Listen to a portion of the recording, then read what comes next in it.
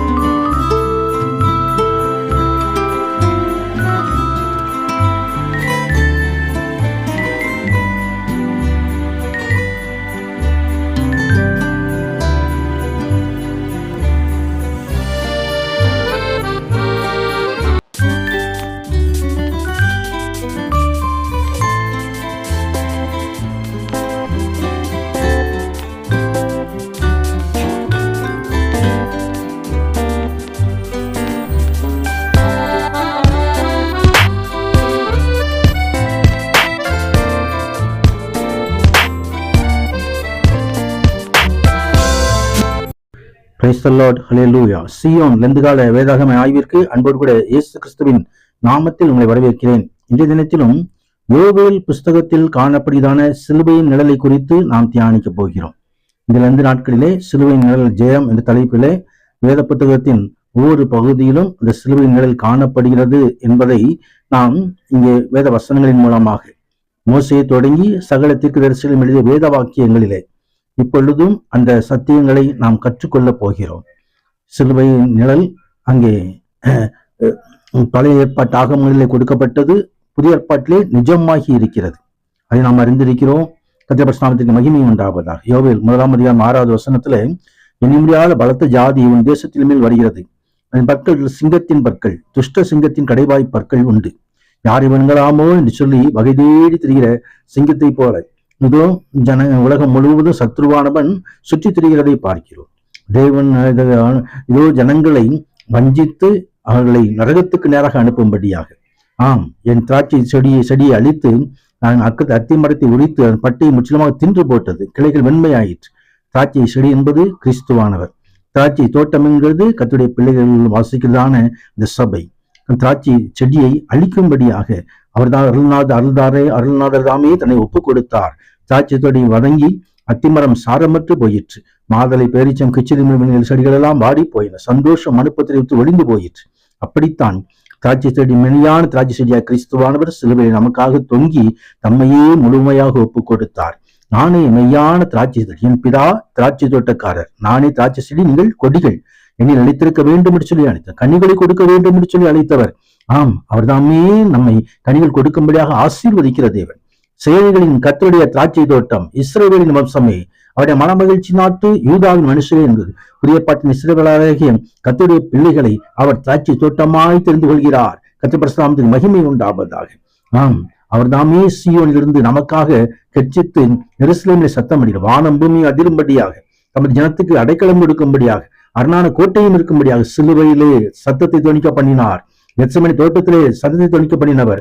ஆம், சிலுவையில் தொங்கிக் கொண்டிருக்கும் பொழுது சூரியனும் சந்திரனும் 2 போகும், நட்சத்திரம் ஒளி மலங்கும் என்று சொல்லி யோவேல் சொன்ன தீர்க்கதரிசனத்தின்படி சிலுவையில் அருள்நாதர் கிறிஸ்துவானவர் தொங்கிக் கொண்டிருக்கும் பொழுது இதோ ஒரு அந்தகாரம் சூழ்ந்து கொண்டது. அவன் பரிசுத்த பர்வதமாகிய சீயோனில் வாசமா இருக்கிற உங்கள் தேவனாய் கர்த்தர் என்று அப்பொழுது அறிந்து கொள்வீர்கள். எருசலேம் பரிசுத்தமாக்கப்பட்டிருக்கும் என்று சொல்கிற கர்த்தருடைய சமூகம். ஆம், அவர் தாமே எருசலேமை பரிசுத்தமாக்கும்படியாக அந்த உலகத்தில் கடந்து வந்தவர். எருசலேம் நகரத்தின் வழியாக அவர் தாமே சரலாத சிலுவையிலே நமக்காக தொங்கிக் கொண்டிருந்தவர். அவர் நமக்காக சிலுவையிலே ரத்தத்தை சிந்தி கொண்டிருக்கிறவர். ஆம், எருசலேம் அது மகாராஜாவின் நகரம். எருசலேம் மனவாட்டியான எருசலேமாய் அலங்கரிக்கப்பட போகிறதான எருசலேம்.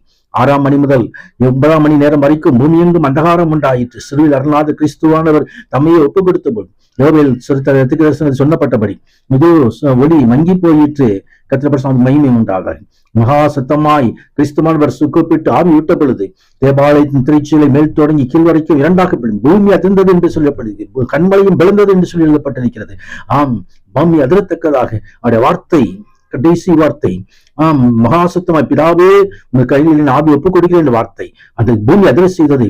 எனவே நாம் வஸ்திரங்களில் கிருதங்களை கிழித்து தேவனத்துக்கு திரும்பும்படியாக அழைக்கப்படுகிறோம். அவர் தாமே இரக்கமும் மனவுருக்கமும் நீடிய சாந்தமும் மிகுந்த கிருபையும் உள்ளவர், தீங்குக்கு மனஸ்தாபடியுமாய் இருக்கிறார்.